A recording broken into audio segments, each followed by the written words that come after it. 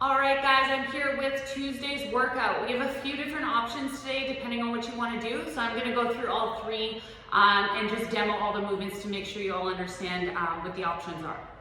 So warm-up is going to be the same for all three. It's 3 sets, quick movement flow, 15 jumping jacks, 10 squat jumps, and 5 on each side of the world's greatest stretch, 3 sets through.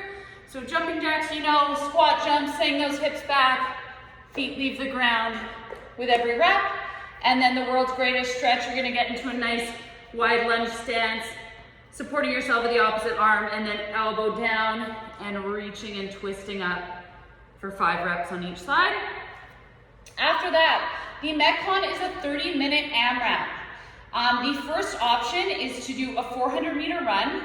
You could use an app or Google Maps to map a run near your home, or go on a track, whatever works for you. I know a lot of tracks are closed now though.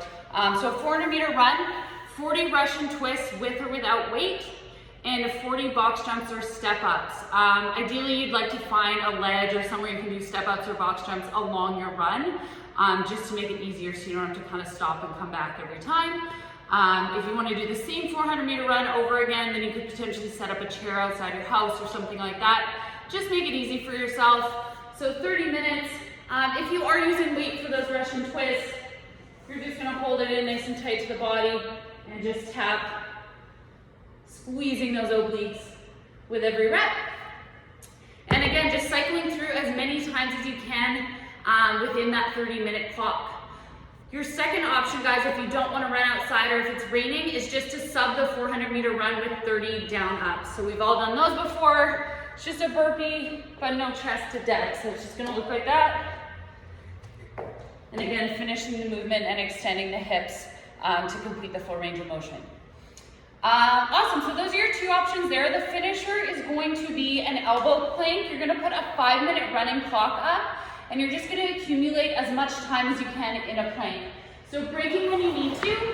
So you're just going to get in a nice stacked position here, shoulders over your elbows, hips in line, core nice and turned on, squeezing your glutes, squeezing your quads.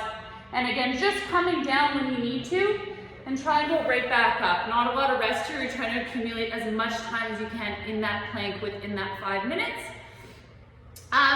And sorry, the other option here, guys, instead of that AMRAP for 30 minutes, if you are doing the runs and kind of working on that run club, the run today is 6 rounds for time of 400-meter run. You're gonna have a 2-minute rest between each set. And the goal here is not an all-out sprint, but not a light jog. It's going to be a rate of perceived exertion, which is kind of a scale of 1 to 10, 10 being an all-out sprint, 1 being probably walking very slowly, is going to be about a 7. So you're not going all out, but you're going pretty fast. You want to try and sustain the same pace for each of those 6 sets. That's the goal. So using an app, Nike Run Club is great for that. You can time your laps and just see if you're keeping up the same pace. If you're able to run with your phone, and then just making sure you're kind of recovering in that 2 minutes rest, catching your breath, bringing the heart rate down so you can start again with that same effort. If you are doing the run, guys, feel free to absolutely still do the plank finisher. That's great as well. So a few different options to play around with. Pick the one that works best for you. If it's nice out, getting outside and going for a run is definitely going to be a great option. If you don't want to run and still get outside, you can still do those down ups outside as well. But let us know how it goes.